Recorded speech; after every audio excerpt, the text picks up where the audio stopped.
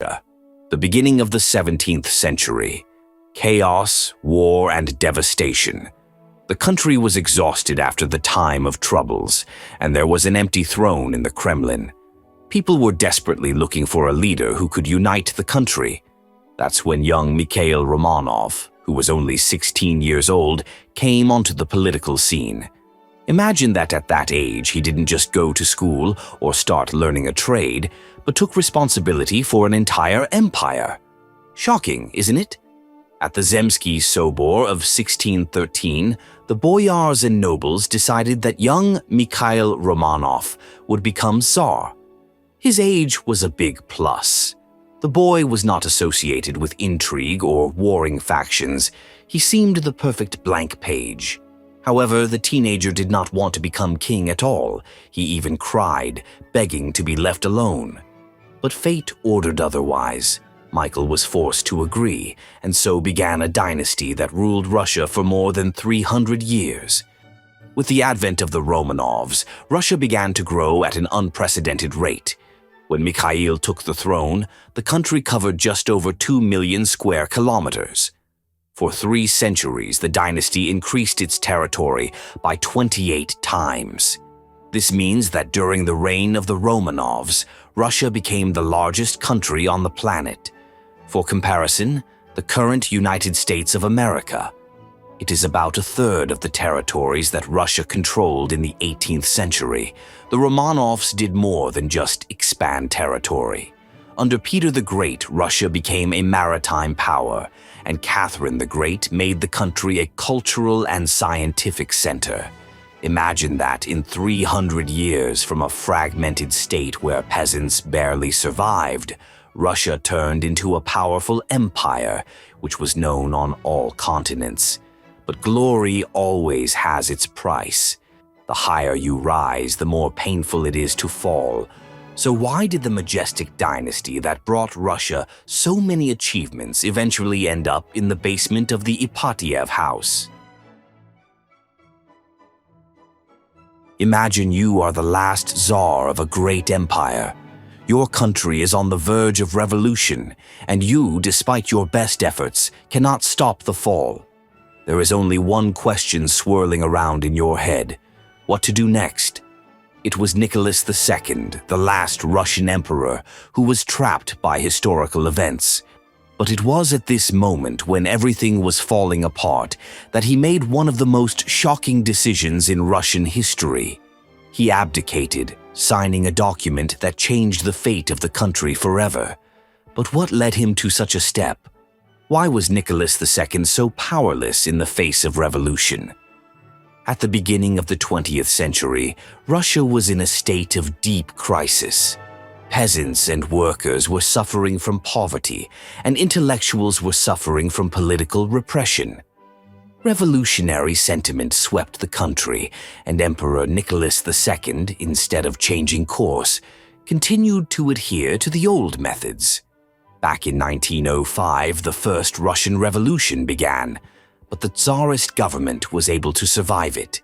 However, further into World War I, the country was on the verge of collapse, and the people could no longer tolerate it.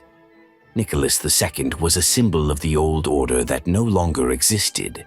On March 2, 1917, after a tense day as the revolution was gaining momentum, Nicholas II literally abdicated. It happened in a train carriage as he signed an act of abdication. This document was the emperor's last step on the throne, and he was forced to hand over power to his brother Michael, who in turn did not accept the crown. At this moment, Russia ceased to be a monarchy and a new era began, the era of Soviet power. This moment symbolized how not only the government, but also an age-old tradition collapsed in an instant. One of the most striking and at the same time shocking moments of Nicholas II's reign was Uncle Grisha, Grigory Rasputin. He was so influential at court that, it would seem, could become the second man in the state. Rasputin enjoyed the special trust of Empress Alexandra, as his cure of her son, Tsarevich Alexei, from hemophilia caused her almost mystical respect. But at the same time, Rasputin was absolutely unpopular among the upper classes and the clergy. He was attributed an incredible number of vices, drunkenness, debauchery, as well as manipulation of politics. Rasputin's mystical fame turned into his tragic death. His killers tried to poison him, then shoot him, and when that didn't work, even drown him. He survived all these attempts, but was eventually shot dead. Shockingly, Rasputin's death came to symbolize the downfall of the entire court of Nicholas II. His murder was never fully solved, and rumors of who killed him and why became an integral part of Russian history. But despite all these tragedies, Nicholas II and his family were not ordinary victims of the revolution. They were living witnesses to their downfall, and their fate was sealed for many years to come. After the abdication of Nicholas II, his family was arrested and transported to the Ipatev house in Yekaterinburg. There they were imprisoned in conditions far from the usual luxuries. The family lived in strict isolation, under constant surveillance. All their movements were severely restricted, and in order to prevent them from even hoping for freedom, they were cut off from all communications with the outside world. Even letters sent by their friends and relatives were opened and checked to prevent contact with supporters of the monarchy. But the most amazing and shocking is that the royal family continued to keep diaries, as if trying to maintain some connection to the past, to normal life. Tsarevna Olga, the eldest daughter of Nicholas II, recorded in her diaries how life in captivity had become a torment. She described how the family suffered from loneliness, fatigue, and homesickness. But amidst all the suffering, there were still moments that are surprising.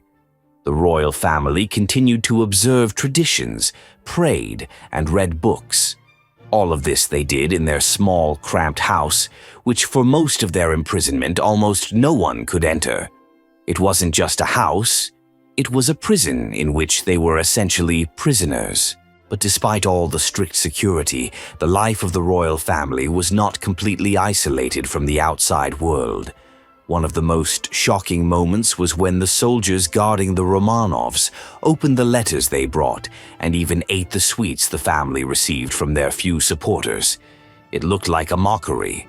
The men who were supposed to protect them were, in fact, only interested in devouring everything the royal family had. Some soldiers even tried to strike up conversations with the Romans, which of course intensified an already difficult situation. These everyday moments of life in captivity were only preparation for the worst part of the story. Although the Romanov family still had privileges, their fate was already sealed. After Nicholas II abdicated, the Bolsheviks began a brutal policy aimed at the complete destruction of the old world. On the night of July 16th to 17th, 1918, an event occurred in Yekaterinburg that shocked the whole of Russia and the world. The royal family, after months of imprisonment and suffering, was murdered. But what really happened that night, and why are there still questions about the death of the Romanovs? Why did they try to hide the bodies after the shooting? And why are many of the details of that night shrouded in mystery? And how did the jewelry of the royal family play a role in their tragic deaths?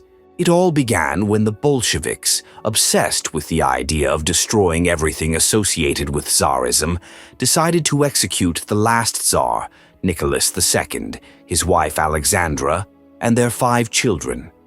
On the night of the execution, the royal family was in the basement of the Ipatev house in Yekaterinburg. Minutes after they entered the room, the commander of the firing squad, Yakov Yurovsky, gave the order. The royal family was shot, but the execution itself was much more brutal than planned. First, the royal family was shot, but it was not enough. Finding themselves in the basement where there was no good lighting, the soldiers, shooting, could not immediately hit the target. Bullets bounced off the jewelry that the royal family had managed to hide in their clothes. This is believed to have delayed their deaths and even allowed several family members to survive a few minutes longer than expected. However, after it was seen that some did not die immediately, they were finished off with the same weapons. These last minutes of their lives were part of a tragedy that was hidden from the world. After the execution, the bodies of the Romanovs had to disappear, and the Bolsheviks went to cruel measures to hide the traces of their cruelty. They decided that the bodies had to be destroyed. To do this, they used acid, a chemical agent that would dissolve the remains of the bodies. Once in the acid, the bodies disintegrated, but not completely. Many of the body parts were still intact, and for the investigators, this was evidence that something was wrong. Later, after the bodies were recovered, it became clear that some of them had been damaged primarily for unintentional reasons. Although the official version was announced many years ago, there is still no complete certainty about what happened on that terrible night. Many documents have been destroyed, and those that remain often contradict each other. Oddities in the timing, attempts to destroy the bodies, and doubts about the accuracy of the shooting all add up to questions that still have no clear answers. But not only the shooting of the Romanovs is shrouded in mystery. After their death, a real hunt for their legacy and memory began. One of the most popular legends that was circulated around the world was that despite being shot, some members of the royal family survived. The many rumors that Anastasia and her brother Alexei had miraculously escaped and were hiding in different parts of the world attracted the attention of not only ordinary people, but also fraudsters. Immediately after the tragic death of the Romanovs, there were people who claimed that they were the long-awaited heirs. Especially famous is the story of Anna Anderson, who all her life claimed that she was Anastasia Romanov. She lived for many years in Europe, attracting attention, but was never officially recognized as a member of the dynasty. Such stories went on for decades, and they inspired people to dream of a miracle and fraudsters to make a profit. Despite all the secrecy and attempts to hide traces of the royal family, the Romanovs' remains were not found until 1991, almost 80 years later. Finding themselves in the dying Soviet Empire, the bodies of the royal family were discovered in Yekaterinburg, but were not immediately identified. Many mysteries arose during the investigation, including where the bodies of Tsarevich Alexei and his sister Anastasia had gone. In 2007, after research and expert examinations, it was officially confirmed that the Romanovs' remains had been found, but several questions remained unanswered. Why were their bodies separated, and what else does this story hide?